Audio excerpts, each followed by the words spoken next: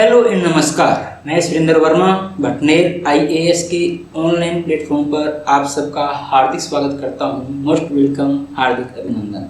उम्मीद है आप सभी अच्छे होंगे और हमारी करंट अफेयर की क्लासेस का आनंद उठा रहे होंगे। आज हम मई 2022 की करंट अफेयर की अंतिम क्लास लेके हाजिर हुए हैं, जिसमें मैंने मिसलेनियस या मिले जुले टॉपिक्स रखे हैं, क्योंकि इतने बड़े बड़े टॉपिक नहीं थे कि एक टॉपिक एक वीडियो बनाई जा सके। इसीलिए मैंने सभी छोटे छोटे टॉपिक को इकट्ठा किया है और मई महीने के अंदर जो कुछ हमने 4 वीडियो में टॉपिक वाइज कर लिया, सब्जेक्ट वाइज कर लिया, उसके अलावा जो कुछ बचता था उन सभी को इकट्ठा किया है और नाम दिया है मैंने प्रीलिम्स फैक्ट के बारे में। जो भी हमारे प्री एग्जाम के बारे में फैक्ट बन सकते हैं मई 2022 के करंट अफेयर से, उन सभी के बारे में मैंने ब्रीफ जानकारी आपको देने की कोशिश की है इस वीडियो के अंदर। तो हम देखते हैं छोटे छोटे फैक्ट के बारे में, बहुत ज़्यादा डिटेल में चर्चा नहीं करेंगे, छोटी छोटी जानकारियाँ हासिल करेंगे जहाँ से क्वेश्चन बनने की संभावना हमारे लिए हो सकती है। सबसे पहले देखते हैं दो नए भूवैज्ञानिक विरासत स्थल। भूवैज्ञानिक विरासत स्थल क्या होते हैं, इनके बारे में हम चर्चा करेंगे। हाल ही के अंदर 2 नए भूवैज्ञानिक विरासत स्थल को खोजा गया है, तो उन दोनों के बारे में भी हम चर्चा करेंगे। कौन कौन से खोजे गए हैं, कहाँ पर खोजे गए हैं, किसने खोजे हैं, ये होते क्या हैं, और इसके समकक्ष यदि विश्व के अंदर है तो हमारे पास क्या चीज़ें हैं, हर एक के बारे में डिटेल में जानकारी हासिल करेंगे और उस लेवल तक जानकारी हासिल करेंगे जहां तक हमारे एग्जाम के पॉइंट ऑफ व्यू से इम्पोर्टेंट बन सकता है या क्वेश्चन आने की संभावना हो सकती है। सबसे पहले देखते हैं चर्चा में क्यों है। हाल ही में भारतीय भूवैज्ञानिक सर्वेक्षण जियोलॉजिकल सर्वे ऑफ इंडिया की बात करते हैं ने भारतीय हिमालयी क्षेत्र में, इंडियन जो हमारा हिमालय का क्षेत्र है उस क्षेत्र की हम बात कर रहे हैं, वहाँ पर 2 भूवैज्ञानिक विरासत स्थलों की पहचान की है। नाम भी दिया गया है। कौन कौन से 2 स्थल है भाई। पहला स्थल हमारे पास है शिवालिक पहाड़ियों के बारे में आपने सुना होगा। हिमालय की सबसे निचली पहाड़ियाँ शिवालिक पहाड़ियाँ हैं। शिवालिक जीवाश्म उद्यान हिमाचल प्रदेश के अंदर है। और दूसरा हमारे पास जो है स्ट्रोमेटोलाइट बेरिंग डेलोमाइट, या इसका दूसरा नाम कहा जा सकता है बक्सा फॉर्मेशन के चूना पत्थर, सिक्किम के अंदर खोजे गए हैं। तो हिमालय जो क्षेत्र हमारे पास है, शिवालिक की पहाड़ियाँ सबसे निचली जो हिमाचल प्रदेश की पहाड़ियाँ हैं, हिमाचल प्रदेश से होती हुई अरुणाचल प्रदेश तक जाती है ये पहाड़ियाँ, तो उनके अंदर 2 हमारे पास क्या खोजे गए हैं, नए भूवैज्ञानिक विरासत स्थल खोजे गए हैं। पहला शिवालिक जीवाश्म उद्यान के नाम से जाना गया है और दूसरा किस नाम से जाना गया है भाई, स्ट्रोमेटोलाइट बेरिंग डेलोमाइट, या दूसरे साइड में इसको क्या कहा जा सकता है, बक्सा फॉर्मेशन का चूना पत्थर। ये कौन से राज्य के अंदर भी, सिक्किम के अंदर, और पहले वाला कौन से राज्य में था, हिमाचल के अंदर, एचपी या हिमाचल प्रदेश के अंदर था। इन 2 स्थलों को यदि हम शामिल कर लेते हैं तो अब भारत के अंदर कुल कितने भूवैज्ञानिक विरासत स्थल हो गए हमारे पास, 34। 32 हमारे पास पहले ही हुआ करते थे, 2 और मिला लिए गए तो अब हमारे पास कुल 34 विरासत स्थल हो चुके हैं। शिवालिक जीवाश्म पार्क हिमाचल प्रदेश का है, इसके बारे में जानकारी हासिल करें तो शिवालिक जीवाश्म पार्क जो है ये कौन से युग का है, ये हमारे पास है पेलियो प्लास्टोसिन युग का। कौन से युग का भाई, पेलियो प्लास्टोसिन युग। कब से कब तक था ये हमारे पास, 2.6 मिलियन से लेके 11,700 वर्ष पूर्व। उल्टा चलता था ना, भी आपको पता है ईसा पूर्व तो हमारे पास उल्टे चलते थे, तो 2.6 मिलियन से लेके 11,700 ईसा पूर्व तक हमारे पास जो युग था उस युग को हम कहते हैं पेलियो प्लास्टोसिनो युग। और उसी पेलियो प्लास्टोसिनो युग के हमारे पास ये जीवाश्म है जिनको नाम क्या दिया गया है, शिवालिक जीवाश्म पार्क। तो शिवालिक जीवाश्म पार्क पेलियो प्लास्टोसिनो युग के क्षेत्र की शिवालिक चट्टानों से बरामद कशेरू की जीवाश्मों का एक समृद्ध संग्रह है। जो ये पेलियो प्लास्टोसिनो युग था उस युग के हमारे पास जो कशेरू की जीवाश्म है, जो कि रीढ़ की हड्डी रखने वाले जानवर है, उनके जीवाश्म जो है उनका एक समृद्ध संग्रह है हमारे पास। एक बहुत बड़ा पठार मैं कह सकता हूँ, हमारे पास बहुत बड़ा पहाड़ कह सकता हूँ, वो मिला है जिसको नाम दिया गया है शिवालिक जीवाश्म पार्क। शिवालिक अवसादों का निष्पेक्ष जो शिवालिक अवसाद हमारे पास है, जो जमना शुरू हुई थी शिवालिक अवसाद या शिवालिक पहाड़ियों के बारे में आपने सुना होगा, तो ये हमारे पास डीप फ्रंट के रूप में जमा हुए हैं। इस हिसाब से ये हमारे पास पहाड़ियाँ जमा हुई हैं। जो शिवालिक अवसाद हमारे पास हैं ये इस तरीके से जमा हुए हैं, ये लेयरदार है लेकिन इस तरीके से डीप फ्रंट के रूप में जमा हुए हैं। तो ये जीवाश्म भी हमारे पास ठीक इसी प्रकार से है। शिवालिक अवसादों का निक्षेपण या जो जमा होना था संकरी रेखीय अवसाद के रूप में हुआ था, जिसे फ्रंट डीप कहा जाता है। क्या कहते हैं फ्रंट डीप? ये आप हिस्ट्री अपने जो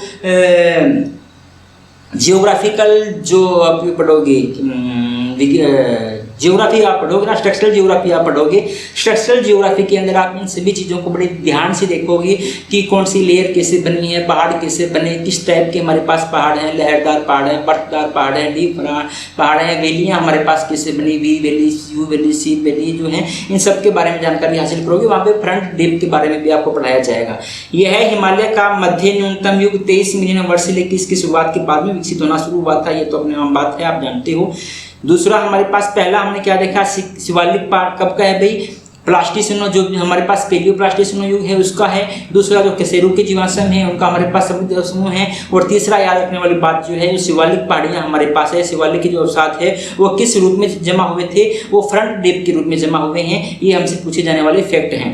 दूसरा हम बात करते हैं सिक्किम के अंदर जो खोजा गया है बक्सा फॉर्मेशन, स्ट्रेमेटाइट या बेरिंग डेलोमाइट की हम बात करते हैं, लाइमस्टोन जिसे कहा जाता है, इसकी हम बात करें तो यह है कौन सी युग का है, यह हमारे पास है प्रेट्रोरोजाइक युग का है। 2.5 बिलियन वर्ष से लेकर 541 मिलियन वर्ष, ये उससे पहले का है हमारे पास है।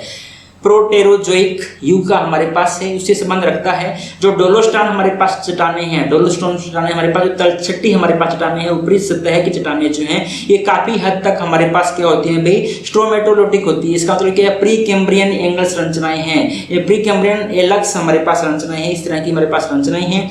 यह है साइट जो हमारे पास है सिक्किम हिमालय में प्रारंभिक जीवन के दुर्लभ उदाहरणों में से एक है। जो ये साइट मिली है ये हमें सिक्किम राज्य के अंदर ये बताती है कि हिमालय के अंदर जीवन शुरू हुआ था, तो उसके जो प्रारंभिक चरण यहाँ से हमें मिलते हैं उसका हमारे पास दुर्लभतम उदाहरण मिलता है इन सिक्किम की जो चट्टानें पाई गई है इनके अंदर। प्री कैम्ब्रियन भूगर्भिक युग में सबसे पुराना युग था, जो तलछटी चट्टानों के रूप में विभिन्न परतों में चिन्हित हमारे पास मिलता है। जो प्री कैम्ब्रियन युग तो आप जानते हो, प्री कैम्ब्रियन युग तो हमारे पास सबसे पुराना युग है।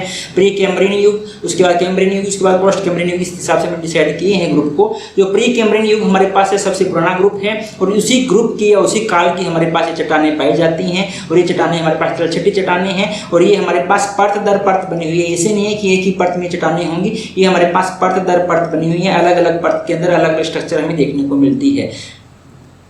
भू विरासत स्थल क्या है, अभी मैंने बताया कि 2 भू विरासत स्थल खोजे गए हैं, तो हमें ये भी पता होना चाहिए ना भू विरासत स्थल है क्या। तो भू विरासत स्थल से तात्पर्य ऐसी भूवैज्ञानिक मुख्य आकृतियों या स्थानों से हैं जो स्वाभाविक रूप से या सांस्कृतिक रूप से महत्वपूर्ण है। ऐसे स्थान जो या तो स्वाभाविक रूप से महत्वपूर्ण हो या किसी न किसी सांस्कृतिक रूप से महत्वपूर्ण हो, तथा पृथ्वी के विकास या पृथ्वी विज्ञान के इतिहास के लिए अंतर्दृष्टि प्रदान करते हैं, तथा इनका उपयोग शैक्षणिक उद्देश्यों से किया जा सकता है। तो भू विरासत स्थल होने के लिए हमारे पास 3-4 बातें जरूरी है। पहला, कोई भी स्थान फेमस होना चाहिए, महत्वपूर्ण होना चाहिए, इंपॉर्टेंट होना चाहिए। किन 2 फैक्ट के लिए, या तो किसी सांस्कृतिक रूप से इंपॉर्टेंट हो या किसी नॉर्मल या स्वाभाविक रूप से इंपॉर्टेंट हो, लेकिन इंपॉर्टेंट होना चाहिए। दूसरा जो मेन बात है, वो स्थल हमारे पास इस तरह का हो जिस स्थल से हमें जो पृथ्वी का विकास हुआ है, स्ट्रक्चरल विकास हमारा जो हुआ है उसके बारे में जानकारी हासिल होती हो, या विश्व का इतिहास जो है उसके बारे में जानकारी हासिल होती हो, या इसका उपयोग शैक्षणिक दृष्टि से किया जाता हो। जैसे मैंने अभी आपको बताया, सिक्किम में बताया हमने जो प्री कैम्ब्रियन चट्टानें हैं, हिमालय में जो प्रारंभिक जीवन था उसका दुर्बलतम उदाहरण है। उसके अंदर हमने बताया जो शिवालिक जीवाश्म था, परख था, उसमें देखा जीवाश्म पाए गए हैं। हमारे पास पेलियोग्राफिक जो टाइम था उसके जीवाश्म पाए गए हैं। और जो हमारे पास कौन से भाई रीढ़ की हड्डी वाले जानवर जो है उनकी वो जीवाश्म है, ये हमने जानकारी हासिल की है। तो इनका एजुकेशनल यूज भी किया जाएगा। ये पृथ्वी के ऊपर मानव जीवन या जीवन का विकास कैसे हुआ या विश्व का इतिहास क्या था उसके बारे में भी हमें जानकारी देंगे। साथ ही साथ इनका भी किसी न किसी तरीके से जो कल्चरल इफेक्ट है वो तो होगा ही होगा। तो ये सभी बातें जहाँ होती है उसको हम क्या कहते हैं, भू विरासत स्थल कहते हैं। यदि हम GSI की बात करते हैं, भारतीय भूवैज्ञानिक सर्वेक्षण की यदि हम बात करते हैं, तो वह मूल निकाय है जो देश में भूवैज्ञानिक विरासतों, स्थलों, राष्ट्रीय भूवैज्ञानिक की पहचान तथा संरक्षण के लिए प्रयास कर रहा है। तो GSI हमारे पास वो ग्रुप है, वो हमारे पास सरकारी संस्था है जो इस तरह की भूवैज्ञानिक विरासत जो स्थल हमारे पास है उनके बारे में जानकारी हासिल करता है, वो इकट्ठा करता है। अब जिस तरह से हमारे पास भू विरासत स्थल है, ठीक इसी तरह से हमारे पास इंटरनेशनल लेवल पे है UNESCO global geo park. UNESCO global geo park. Global geo park एकीकृत भूवैज्ञानिक क्षेत्र होते हैं जहां पर अंतर्राष्ट्रीय भूगर्भीय महत्व के स्थलों व परिदृश्यों की सुरक्षा, शिक्षा, टिकाऊ विकास की अवधारणा के साथ प्रबंध किया जाता है। तो इंटरनेशनल लेवल के ऊपर कुछ ऐसे स्थान चिन्हित किए गए हैं जो पृथ्वी के विकास के बारे में हमें जानकारी देते हैं तथा जिनका उपयोग एजुकेशन के लिए किया जा सकता है। जो विकास हमारे पास हुआ है, विकास की जानकारी हासिल करने के लिए किया जा सकता है। या मैं कह दूं कि जैसा हमारे पास भू विरासत स्थल थे इंडिया के लेवल पे, बिल्कुल वैसे के वैसे यदि उसको इंटरनेशनल मान्यता मिल जाती है तो उसको हम कहते हैं यूनेस्को के ग्लोबल जियो पार्क। लेकिन ताज्जुब की ये बात है कि हाल ही के अंदर या आज के टाइम में 44 हमारे पास ऐसे देश हैं और उनके 161 हमारे पास ऐसे स्थान हैं जिनको ग्लोबल जियो पार्क का टैग मिला हुआ है। लेकिन ताज्जुब की बात यह है कि भारत का एक भी स्थान ऐसा नहीं है जिसको इस टैग में शामिल किया गया हो। 44 देश के 161 स्थान इसमें शामिल हो चुके हैं, लेकिन भारत का इस सूची में शामिल होने वाला एक भी शहर अभी तक पाया नहीं गया है। जीएसआई, उसके बाद हम बात करते हैं भारतीय भूवैज्ञानिक सर्वेक्षण। जीएसआई जो है ये है क्या? वैसे मैंने अभी आपको बात जानकारी दी जीएसआई के बारे में, एक लाइन हमने देखी थी कि जीएसआई जो है इन भूविरासत स्थलों की पहचान करने वाला हमारे पास एक केंद्र है। फिर जीएसआई के बारे में हम डिटेल में जानकारी थोड़ी सी हासिल कर लेते हैं। मुख्य रूप से रेलवे के लिए भारत में कोयला भंडार की खोज करने के उद्देश्य से 1851 में जीएसआई की स्थापना की गई थी। तो जब स्थापना की गई थी तब इसका उद्देश्य क्या था? रेलवे के लिए कोयला का भंडारण जो है उनका पता लगाना। और 1851 में जैसे भाप के इंजन आए थे में कोयले का उपयोग होता था, इसके लिए हमें कोयले की जरूरत होती थी। कोयले का पता लगाने के लिए ही हमारे पास भूवैज्ञानिक सर्वेक्षण या जीएसआई की स्थापना की गई थी। लेकिन वर्तमान में यदि हम जीएसआई की बात करते हैं, वर्तमान में जीएसआई खान मंत्रालय की एक सहायक शाखा के रूप में काम कर रहा है। जीएसआई का मुख्य काम जो आज के टाइम है राष्ट्रीय भूवैज्ञानिक सूचना तथा खनिज संसाधन मूल्यांकन तथा आधुनिकीकरण से संबंधित में काम करना है। जीएसआई का काम, और इसका मुख्यालय हमारे पास कहाँ है भाई? कोलकाता के अंदर इसका मुख्यालय 1851 में जहाँ स्थापित किया गया था वहीं पर इसका मुख्यालय है। तो मैंने आपको कहा था कि छोटे छोटे फैक्ट हम जानेंगे, केवल 3 स्लाइड के अंदर हमने इस फैक्ट को कंप्लीट कर दिया है। इसी तरह से छोटे छोटे फैक्ट के रूप में जितने भी इंफॉर्मेशन 10-12 हमें मिल सकती है मई 2022 के अंदर जो इंपॉर्टेंट है हमारे एग्जाम के लिए, उन सभी को हम जानने की कोशिश करते हैं। मैं उम्मीद करता हूं कि आप हमारी वीडियोस का आनंद भी ले रहे हैं तथा साथ ही साथ इन वीडियोस को अपने सब्जेक्ट के साथ कंपेयर करके या जो कुछ भी मैं आपको एक्स्ट्रा पढ़ने के लिए बोलता हूं वो आप एक्स्ट्रा पढ़ भी रहे होंगे, उनके नोट्स भी बना रहे होंगे। यदि यकीन मानिएगा आप, यदि मेरा बताया हुआ आप सब कुछ कर रहे हैं तो आपको प्री और मेन एग्जाम के अंदर किसी भी तरह की दिक्कत नहीं आने वाली है। दिक्कत केवल तभी आएगी जब आप टीचर के द्वारा बताया गया फॉलो नहीं करते हैं, आप उतनी मेहनत नहीं कर पाते हैं जितनी आपको करनी चाहिए थी। जी जान से मेहनत कीजिएगा, इतनी मेहनत कीजिएगा कि जब एग्जाम सेंटर के अंदर आप बढ़ रहे हों, घुस रहे हों, तब आपको इस बात की तसल्ली हो कि शायद इस रूम के अंदर जो यहाँ सब बैठे हैं उनमें मुझसे ज़्यादा तैयारी किया हुआ कोई आदमी नहीं होना चाहिए। इस बात का आपको गर्व होना चाहिए। यदि आप इस गर्व को पाल सकते हो कि सबसे ज़्यादा तैयारी इनमें से मैंने ही की है, तो आप अपनी तैयारी मुकम्मल करके जा रहे हो। और यदि एग्जाम सेंटर में जाने से पहले आपको डर लग रहा है, भय लग रहा है कि एग्जाम कैसा आएगा, मेरा सिलेक्शन होगा या नहीं होगा, पास हो पाऊंगा या नहीं हो पाऊंगा, मैंने तैयारी अच्छे से नहीं की, काश 2 दिन और मिल जाते, फिर आप समझ लेना कहीं ना कहीं आप में कमी रह गई थी। 2 दिन में आप क्या कर लोगे? अभी तो पूरा साल आपके पास है, तो पूरा साल आपको मिला हुआ है। इसलिए मैं आपको हर वीडियो के अंदर इस बात की सलाह देता रहूंगा कि जितना हम आपको करवा रहे हैं, जितना आपको करने का कह रहे हैं, उनके नोट्स बनाते जाइएगा, उनको करते जाइएगा। एग्जाम में कहीं भी किसी चीज़ की दिक्कत नहीं आएगी, इस बात की गारंटी हम ले सकते हैं। आप गारंटी दे दीजिएगा कि आप हमारे द्वारा बताया गया एक एक काम करोगे, हम गारंटी देते हैं आपके सिलेक्शन की। अगली न्यूज की तरफ हम चलते हैं। चिल्का झील में डॉल्फिन की आबादी। चिल्का झील आप जानते हो ओडिशा के तट पे लेगुन झील है भाई।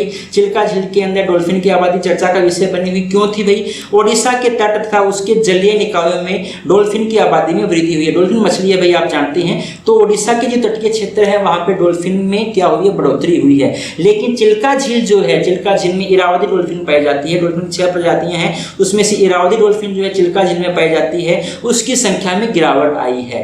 वैसे तो हमारे पास हर जगह पे उड़ीसा का तट जो है, पूरे तट के ऊपर क्या है, डॉल्फिन की संख्या बढ़ी है, लेकिन चिल्का झील में क्या ये भी गिरावट आई है। तो जो अब नॉर्मल सा होता है ना, वही इंपॉर्टेंट होता है हमारे पास। यदि हर जगह बढ़ती तो कोई बड़ी बात नहीं थी, बढ़ रही है जनसंख्या, बढ़ रही है भाई। लेकिन हर जगह जनसंख्या बढ़ रही थी, एक जगह हमारे पास ऐसी मिल गई जहां पर जनसंख्या में कमी हो रही थी, तो हमारे लिए इंपॉर्टेंट हो गई चिल्का झील के अंदर। डॉल्फिन की हमारे पास 6 प्रजातियां पाई जाती हैं। कौन कौन सी 6 प्रजातियां हैं? इरावदी प्रजाति, ये डॉल्फिन की प्रजातियां, उनके नाम हैं वॉटल नोज प्रजाति, हम्पबैक प्रजाति, धारीदार डॉल्फिन, फिनलैंड डॉल्फिन तथा स्पिनर डॉल्फिन। ये 6 प्रजातियां हैं। तो जितने भी हमारे पास प्रजातियां हैं, जितने जीव जंतु हम देखते हैं, इनमें हमारे पास 2 चीज़ें इंपॉर्टेंट होती है।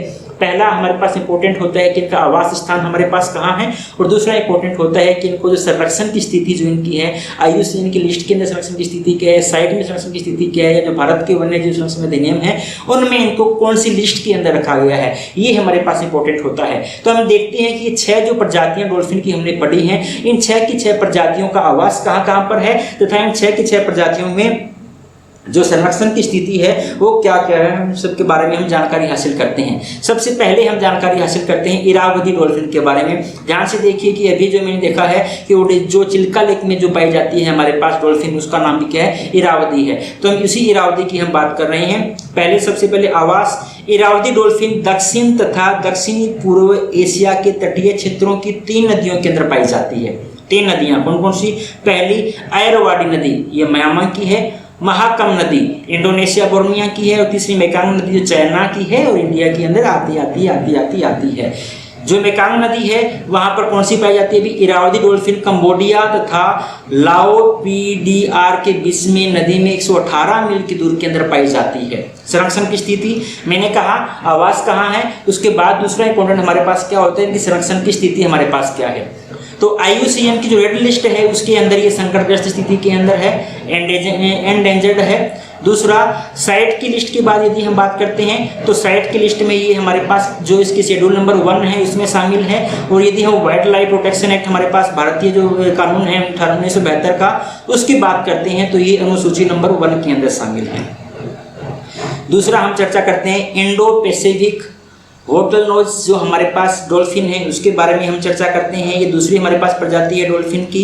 इसका आवास इंडो पैसिफिक से नाम से पता चल रहा है। जो हमारे पास हिंद तथा पैसिफिक महासागर है, एशिया महासागर है, उसके बीच में जो हमारे पास एरिया है वहाँ पर ये पाई जाती है। आमतौर पर हिंद महासागर, दक्षिण पूर्वी एशिया, ऑस्ट्रेलिया की उत्तरी क्षेत्र जो तटीय क्षेत्र है वहाँ पाई जाती है। संरक्षण की स्थिति की हम बात करते हैं तो IUCN के अंदर देखिए अलग अलग है भाई। ये संकटग्रस्त थी, ये संकटापन्न है, नियर थ्रेटन है कि यदि इसी तरह से कम होती गई तो आने वाले टाइम के अंदर ये एंडेंजर्ड हो जाएगी। और यदि सेट की हम बात करते हैं, सेट में भी कौन सी लिस्ट के अंदर है भाई? शेड्यूल नंबर 2 के अंदर है। आजकल भाई शादी विवाह का मौसम चल रहा है तो आपको पीछे से ढोल वगैरह बजने की आवाज़ आ रही होगी, तो थोड़ा सा बेयर करते हैं, अपने थोड़ा सा ढोल को भी सुनते हैं, एंजॉय भी करते हैं, अपनी वीडियो को भी चलने देते हैं। यदि ज़्यादा हमें डिस्टर्ब होगा तो वीडियो रोक देंगे कुछ टाइम के लिए, लेकिन अभी मेरे हिसाब से वो दूर है थोड़े से, तो यदि अपने पास आएंगे तो रोक देंगे, यदि नहीं आएंगे तो देखेंगे। तीसरे नंबर पे है हमारे पास कौन सी है भाई डॉल्फिन? हिंद महासागर हम्पबैक डॉल्फिन। जैसे नाम से पता चल रहा है कहाँ पाई जाती है भाई? हिंद महासागर के अंदर पाई जाती है। आवास हिंद महासागर हम्पबैक डॉल्फिन दक्षिणी अफ्रीका से लेके भारत तक हिंद महासागर में पाई जाती है। संरक्षण की स्थिति की हम बात करते हैं तो IUCN रेड लिस्ट में ये लुप्तप्राय है, बहुत ही कम पाई जाती है। साइट के अंदर ये अपने परिशिष्ट 1 के अंदर पाई जाती है। और वन्य जीव संरक्षण अधिनियम 1972 में ये अनुसूची नंबर 1 में पाई जाती है। चौथे नंबर पे हम बात करते हैं धारीदार डॉल्फिन है। धारीदार डॉल्फिन का आवास हमारे पास कहाँ है? धारीदार डॉल्फिन समशीतोष्ण या उष्णकटिबंधीय अपतटीय जल में निवास करती है और यह उत्तर तथा दक्षिण अटलांटिक महासागर में बहुतायत में पाई जाती है, जिसमें भूमध्य सागर तथा मैक्सिको की खाड़ी, हिंद महासागर, प्रशांत महासागर शामिल है। संरक्षण स्थिति की हम बात करते हैं IUCN की रेड लिस्ट में कम चिंतनीय है तथा साइट के अंदर इसे परिशिष्ट में शामिल किया गया है। कुछ टाइम के लिए हम विराम देते हैं। हाँ, तो अपने चलते हैं अपनी दूसरी न्यूज़ की तरफ जो कहती है चिल्का झील में डॉल्फिन की आबादी। चिल्का झील आप जानते हो उड़ीसा का जो हमारा तट है वहाँ पर एक लेगोन झील है जिसका नाम है चिल्का। तो चिल्का झील में डॉल्फिन मछली जो है उसकी आबादी चिंता का विषय है, चर्चा का विषय रही। क्यों रही? जानकारी हासिल करते हैं। उड़ीसा के तट तथा उसके जलीय निकायों में डॉल्फिन की आबादी में बढ़ोतरी हुई है। ये जो भी उड़ीसा का तट है या जहाँ वहाँ पे जितने भी जलीय निकाय हैं वहाँ पर डॉल्फिन की आबादी बढ़ी है, लेकिन चिल्का झील में इरावदी डॉल्फिन की संख्या में गिरावट आई है। देखिए, अभी मैंने कुछ टाइम पहले आपको बताया, जो भी अब नॉर्मल रहता है, थोड़ा सा भी अब नॉर्मल कुछ होता है तो वही हमारे लिए इम्पोर्टेंट बन जाता है। बाकी हर जगह में बढ़ोतरी होती गई, यहाँ पर भी यदि बढ़ जाती आबादी कोई बड़ी बात नहीं थी, हर जगह बढ़ी, यहाँ बढ़ गई कोई बड़ी बात नहीं थी, लेकिन हर जगह पे इंक्रीमेंट हुआ, यहाँ पर डिक्रीज हो गई आबादी, इस वजह से चर्चा के अंदर रही और हमारे यूपीएससी में हमारे लिए क्या हो गई भाई, इंपॉर्टेंट होगी, हमें पढ़ना पड़ गया। तो आप जब भी न्यूज़पेपर पढ़ो तो न्यूज़पेपर के अंदर जो कहते हैं ना ओड, जो हमें छांटना पड़ता है कि रीजनिंग के अंदर ऐसा कोई क्वेश्चन आता है कि निम्न में से जो विषम जो है उस संख्या को छांटिए, भी जो चारों जैसी नहीं है, जो बाकी दिए गए उन जैसी नहीं है, बिल्कुल वैसी ही हमें नज़र रखनी चाहिए। जो न्यूज़ हमें थोड़ी सी भी ओड लगे, थोड़ी सी भी अलग हट के लगे, वही न्यूज़ हमारे लिए एग्जाम का क्वेश्चन बन जाती है। तो चिल्का झील के अंदर डॉल्फिन की आबादी कम हुई है, बाकी हर जगह में बढ़ी है, तो इसलिए हमारे पास चर्चा का सब्जेक्ट बन गई। तो हम बात करते हैं डॉल्फिन की, कुल मिला के 6 प्रजातियाँ होती हैं। इरावदी प्रजाति, वाटल नोज डॉल्फिन, हम्पबैक डॉल्फिन, धारीदार डॉल्फिन, फिनलेस डॉल्फिन तथा स्पिनर डॉल्फिन, ये 6 प्रकार की प्रजातियां डॉल्फिन की हमारे पास पाई जाती हैं। 6 प्रकार की प्रजातियों के बारे में हम थोड़ी थोड़ी जानकारी हासिल करते हैं। जो भी नई प्रजाति हमें देखने को मिलती है ना, हर प्रजाति के बारे में हमें 2 बातें देखनी चाहिए। पहली कौन सी बात, इनका आवास स्थान कौन सा है, और दूसरी कौन सी बात, जो हमारे पास यूएन की जो लिस्ट है, हमारे पास साइट की जो लिस्ट है, या भारत का जो वन्य जीव संरक्षण अधिनियम 1972 का है, इन तीनों के अंदर उनकी संरक्षण की स्थिति क्या है। आवास तथा संरक्षण की स्थिति हमने पढ़ ली, उनके बारे में हमने जानकारी हासिल कर ली। तो उसके अलावा इन जो जीव जंतु है इनसे कुछ पूछा ही नहीं जाता, केवल यही हमारे पास 2 बातें पूछी जाती है। तो ये 6 की 6 प्रजातियों की हम दोनों बातें देखेंगे, आवास कहाँ है तथा इनकी संरक्षण की स्थितियाँ कहाँ कहाँ हैं। पहली हमारे पास है इरावदी डॉल्फिन। ध्यान से देखिए, अभी जो मैंने यहाँ पढ़ाया आपको, कौन सी डॉल्फिन के बारे में हमने चर्चा की है, इरावदी डॉल्फिन के बारे में ही चर्चा की है। तो पहली डॉल्फिन हमारे पास कौन सी है, इरावदी डॉल्फिन। सबसे पहले हम देखते हैं इसका आवास स्थान कहाँ है। इरावदी डॉल्फिन दक्षिणी तथा दक्षिणी पूर्वी एशिया के तटीय क्षेत्रों में 3 नदियों के अंदर प्रमुख रूप से पाई जाती है। 3 नदियां हमारे पास साउथ एशिया की तथा साउथ ईस्ट एशिया की जहां पाई जाती है। पहली नदी हमारे पास है अय्यरवाड़ी नदी, म्यांमार की है अय्यरवाड़ी नदी। दूसरा हमारे पास है महाकम की इंडोनेशियाई बोर्निया नदी। तीसरी हमारे पास कौन सी नदी भाई, चाइना की मेकांग नदी। इन 3 नदियों के अंदर हमारे पास पाई जाती है इरावदी डॉल्फिन। मेकांग नदी की यदि हम बात करें, मेकांग नदी इरावदी डॉल्फिन जो है कंबोडिया तथा लाओ पीडीआर के बीच 118 मील लंबी जो दूरी है उस दूरी के अंदर पाई जाती है। मेकांग नदी के अंदर जो इरावदी डॉल्फिन है वो। संरक्षण की स्थिति की बात करें तो सबसे पहले हम देखते हैं IUCN की जो रेड लिस्ट है उसमें कौन सी कहाँ है, संकटग्रस्त है। 6 हमारे पास इसमें की कैटेगरी बनाई गई है। लुप्तप्राय बनाई गई है, लुप्तप्राय बनाई गई है, संकटग्रस्त बनाई गई है, नियर संकटापन्न जिसको हम कह सकते हैं वो बनाई गई है। तो इस प्रकार से 6 कैटेगरियाँ बनाई गई है। डिटेल में हमने जानकारी हासिल की है हमारी पिछली वीडियो के अंदर। तो आप जानते हो उन 6 लिस्ट के अंदर, तो इसे कौन सी लिस्ट में रखा गया है, संकटग्रस्त लिस्ट के अंदर रखा गया है। साइट की यदि हम बात करते हैं तो साइट की 2 सूचियां हैं। पहली सूची जिन्हें संरक्षण प्राप्त है उसे लिस्ट 1 के अंदर रखा गया है, और जिन्हें संरक्षण प्राप्त नहीं है उन्हें लिस्ट 2 में रखा गया है, तो इसे रखा गया है लिस्ट नंबर 1 के अंदर। और यदि वाइल्ड लाइफ प्रोटेक्शन एक्ट की हम बात करते हैं, भारतीय वन्य जीव अधिनियम 1972 की बात करते हैं, तो उसकी भी शेड्यूल नंबर 1 के अंदर है। जो शेड्यूल नंबर 1 के अंदर है उनका शिकार किया जाना क्या है, प्रोहिबिटेड है। शिकार आप नहीं कर सकते हो। यदि उनका शिकार किया जाता है किसी व्यक्ति के द्वारा तो उसके लिए सजा का प्रावधान भी किया गया है। तो ये हमारे पास संरक्षण की स्थिति थी। कौन सी डॉल्फिन की हमने बात की है भाई, ये हमने बात की है इरावदी डॉल्फिन के बारे में। नंबर 2 डॉल्फिन की जो प्रजाति है वो हमारे पास है होल्ड नोज डॉल्फिन, और ये कहाँ पाई जाती है, इंडो पैसिफिक एरिया के अंदर पाई जाती है होल्ड नोज डॉल्फिन। आवास की बात करता हूं तो Indo Pacific bottlenose dolphin आमतौर पर हिंद महासागर, दक्षिणी पूर्वी एशिया तथा ऑस्ट्रेलिया के उथले हुए तटीय जल में पाई जाती है। जो ऊपर की भूमि जो है तटीय जल है, चिलचिला जल है, वहां पे पाई जाती है। संरक्षण की स्थिति की बात करता हूं तो IUCN की रेड लिस्ट के अंदर ये नियर थ्रेटन है कि अभी तक तो इसे खतरा नहीं है, लेकिन इसी तरह से इसकी आबादी में कमी आती गई तो निकट भविष्य के अंदर ये क्या हो जाएगी भी हमारे पास लुप्त हो सकती है या संकटापन्न हो सकती है। और साइट के अंदर भी इससे ज़्यादा खतरे वाली बात नहीं लिखी गई है, पृष्ठ 2 के अंदर रखा गया है और IUCN की शेड्यूल नंबर 2 के अंदर है। तीसरी हम बात करते हैं हिंद महासागर की, जो हमारे पास तीसरी डॉल्फिन उसका नाम है हम्पबैक डॉल्फिन। कहाँ पाई जाती है? हिंद महासागर में। आवास हिंद महासागर हम्पबैक डॉल्फिन दक्षिणी अफ्रीका से लेके भारत तक हिंद महासागर में पाई जाती है। आप जानते हो ये हमारे पास साउथ एशिया है, साउथ अफ्रीका है, और ये हमारे पास कहीं ना कहीं सब कुछ आता आता है। यहाँ पे हमारे पास क्या बनता है? इंडिया बनता है। तो ये जो हमारे पास ये एरिया जो है ना, इस एरिया के अंदर पाई जाती है कौन सी भाई? Humpback dolphin. IUCN की लिस्ट में कहाँ पर है? लुप्त प्राय है, लगभग लुप्त होने की कगार पे है कि 2-4 चीजें ही बची होंगी, 2-4 मछलियां बची होंगी, ये कहते हैं। साइट के अंदर ये पृष्ठ 1 के अंदर है और वन्य जीव संरक्षण अधिनियम 1872 की कौन सी सूची के अंदर है? शेड्यूल नंबर 1 के अंदर है। नंबर 4 पे हम चलते हैं। धारीदार या स्ट्रिप डॉल्फिन हमारे पास कौन सी है? धारीदार डॉल्फिन हमारे पास कौन सी है? तो सबसे पहले धारीदार डॉल्फिन के आवास की चर्चा करते हैं।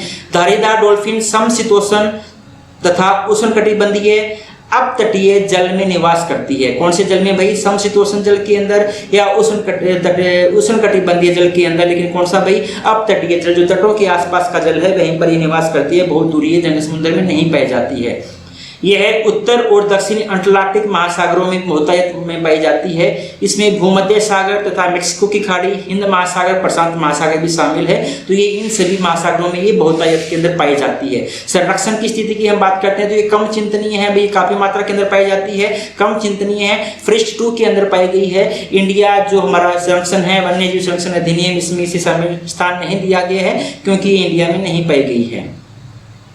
चौथी हमारे पास है फिनलेस डॉल्फिन के बारे में यदि चर्चा करें तो फिनलेस डॉल्फिन का आवास जो है फिनलेस पोरपाइस मूल रूप से हिंद प्रशांत महासागर के तटों में खारे पानी के निकेत में पाई जाती हैं। कहाँ पाई जाती हैं भाई? जो हमारे पास हिंद प्रशांत महासागर है, ये आपको पता है हिंदुस्तान से लेके यहाँ तक जो ऑस्ट्रेलिया तक जो पूरा है इसको हिंद महासागर हम कहते हैं, और उसके बाद हमारे पास जापान और ये सब जो है ये प्रशांत महासागर का एरिया है। तो ये जो इंडो पैसिफिक हमारे पास एरिया है वहाँ का जो खारा पानी है वहाँ पे पाई जाती है कौन सी डॉल्फिन भाई? फिनलैंड डॉल्फिन 5वें नंबर की डॉल्फिन है। संरक्षण की स्थिति की यदि हम बात करते हैं, IUCN के अंदर ये गंभीर रूप से लुप्त प्राय है, विलुप्त होने के कगार पे है, और साइट के अंदर ये कौन सी है? परिशिष्ट 1 के अंदर है।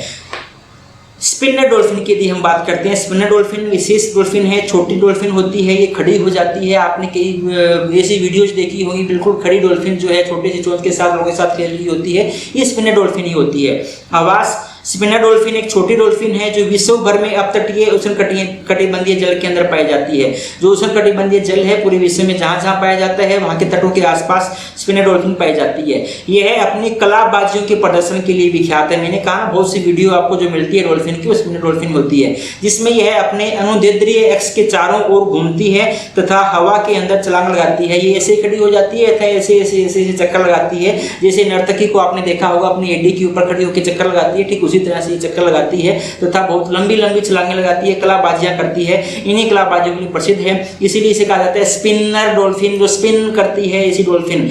संरक्षण की स्थिति की हम बात करते हैं तो कम चिंतनीय है, काफी मात्रा में पाई जाती है IUCN के लिस्ट के अकॉर्डिंग, और साइट के अकॉर्डिंग भी कौन सी है अभी? सूची नंबर 2 में है। इसका शिकार विदा करना हमारे पास क्या प्रतिबंधित नहीं है। तो ये 6 डॉल्फिन थी हमारे पास, कहाँ कहाँ पाई जाती है तथा कहाँ कहाँ पर उनका आवास स्थान है, कौन कौन सी उनकी संरक्षण की स्थिति, कहाँ कहाँ पर क्या क्या है, हर किसी के बारे में हमने जानकारी हासिल कर ली। अब हम जानकारी हासिल करते हैं चिल्का झील के बारे में थोड़ी सी, क्योंकि चिल्का झील की वजह से ही हमने डॉल्फिन को पढ़ा है। चिल्का झील के अंदर डॉल्फिन की संख्या कम हो गई थी, इस वजह से हमने इसको पढ़ा है। चिल्का झील एशिया का सबसे बड़ा तथा विश्व का दूसरा सबसे बड़ा लेगून है। मैंने पहले ही आपको बताया लेगून झील है, तो चिल्का झील एशिया की सबसे बड़ी है हमारे पास, विश्व की दूसरी सबसे बड़ी झील है चिल्का झील। लेगून झील की हम बात करते हैं, यह है भारत के पूर्वी तट पर ओडिशा राज्य में स्थित है, जो बंगाल की खाड़ी से रेत की एक छोटी सी पट्टी से अलग होता है। बंगाल की खाड़ी से अलग होती है चिल्का झील, और रेत की छोटी सी पट्टी है, छोटी सी पट्टी, उससे ये अलग होती है। ये बंगाल की खाड़ी है और ये हमारे पास के चिल्का झील है। यह है भारत के पूर्वी तट पर ओडिशा के पुरी कौन कौन से जिलों में है भाई? उड़ीसा का पुरी जिला, खुर्द जिला, गंजम जिला, ये 3 हमारे पास जिले हैं, इन जिलों में फैली हुई है तथा दया नदी के मुहाने पर बंगाल की खाड़ी में 1100 वर्ग किलोमीटर का क्षेत्र कवर करती है। तो बहुत लंबा चौड़ा एरिया है, 1100 वर्ग किलोमीटर का एरिया कवर करती है। वर्ष 1981 के अंदर चिल्का झील को रामसर नमभूमि जो है उसमें शामिल किया गया था। रामसर कन्वेंशन के तहत अंतर्राष्ट्रीय महत्व का पहला भारतीय आर्द्र भूमि घोषित किया गया था। ये इंपॉर्टेंट है। भारत की पहली आर्द्र रामसर भूमि कौन सी थी? चिल्का झील को बनाया गया था और वर्ष 1981 के अंदर इसको क्या कर दिया गया? भी शामिल कर दिया गया था। वे इलाके जो दलदली इलाके हैं उनको बनाया जाता है रामसर इलाके आर्द्र भूमि बनाया जाता है। लेगून क्षेत्र में लगभग 16 किलोमीटर के अंदर फैला हुआ नलबाना द्वीप, ये फैला हुआ नलबाना द्वीप या फॉरेस्ट ऑफ रीड्स को वर्ष 1987 के अंदर पक्षी अभयारण्य घोषित किया गया था। तो इसी चिल्का झील का जो लेगून हमारे पास एरिया है, खारे पानी का जो एरिया है, वहां पर नलबाना नाम का एक द्वीप है और इस द्वीप को क्या भाई 1987 के अंदर पक्षी अभयारण्य घोषित किया गया था। और इसी चिल्का द्वीप के अंदर एक द्वीप है जिस द्वीप के ऊपर क्या है भाई हमारे पास कालीजई मंदिर है। कालीजई मंदिर जो है चिल्का द्वीप में ही, चिल्का झील के अंदर एक द्वीप है उसके ऊपर स्थित है। तो इस झील के अंदर एक मंदिर है, एक इसमें पक्षी अभयारण्य है। इस झील का जो लेगून वाला एरिया है जो आर्द्र नभभूमि के नाम से नामांकित किया गया है, ये दुनिया का दूसरा सबसे बड़ा लेगून है, एशिया का सबसे बड़ा लेगून है। इसकी स्थिति हमारे पास ओशिया के जो उड़ीसा हमारे पास है उसके तटीय इलाकों में है और 3 जिले पुरी, खुर्दा तथा गंजम जिले जो हैं वहां पर ये फैली हुई है। ये हमने चिल्का झील के बारे में जानकारी हासिल की। चलते हैं अगली न्यूज की तरफ। Digital platform faster. हाल ही में भारत के मुख्य न्यायाधीश सीजेआई ने डिजिटल प्लेटफॉर्म जिसका नाम क्या है फास्टर है, fast and secure transmission of the electronics records. Faster का पूरा नाम क्या है भाई? Fast and secure transmission of the electronics record को लॉन्च किया है। तो चीफ जस्टिस ऑफ इंडिया ने इस चीज को लॉन्च किया है। ये किसी गवर्नमेंट ऑफ इंडिया के द्वारा लॉन्च नहीं किया गया। चीफ जस्टिस ऑफ इंडिया ने जो हमारे जो कानून न्यायालय के जो कामकाज है उनमें तेजी लाने के लिए, न्यायालय तथा पुलिस प्रशासन के बीच में कोऑर्डिनेशन को अच्छे तरीके से स्थापित करने के लिए, कम्युनिकेशन गैप को खत्म करने के लिए इन्होंने डिजिटल प्लेटफॉर्म का उद्घाटन किया था। CJI chief justice of India ने, जिसका नाम क्या रखा गया? फास्टर नाम रखा गया। और फुल फॉर्म की बात करते हैं तो fast and secure transmission of the electronics record जिसका पूरा नाम है। सर्वोच्च न्यायालय ने न्यायिक प्रणाली में, मैंने अभी आपको बताया ना, जो भी जुडिशियल प्रोसेस हमारा होता है, न्यायिक प्रणाली जो होती है, न्यायिक प्रणाली के अंदर आर्टिफिशियल इंटेलिजेंस आधारित पोर्टल सुपेक की भी क्या की थी भाई कार्यक्रम लॉन्च किया था। ये हमारे पास पहले लॉन्च किया जा चुका है। तो ध्यान से देखना, क्वेश्चन इस प्रकार से आ सकता है कि जो न्यायिक प्रणाली को अधिक सुविधाजनक बनाने के लिए लॉन्च किए गए ऑनलाइन पोर्टल के बारे में कौन कौन से हैं। तो पहले हमारे पास सुपेक था, ये लॉन्च किया गया था और हाल ही के अंदर क्या लॉन्च किया गया? फास्टर लॉन्च किया गया है। सुपेक जो था इसका उद्देश्य क्या था? न्यायाधीशों को कानूनी अनुसंधान में सहायता प्रदान करना।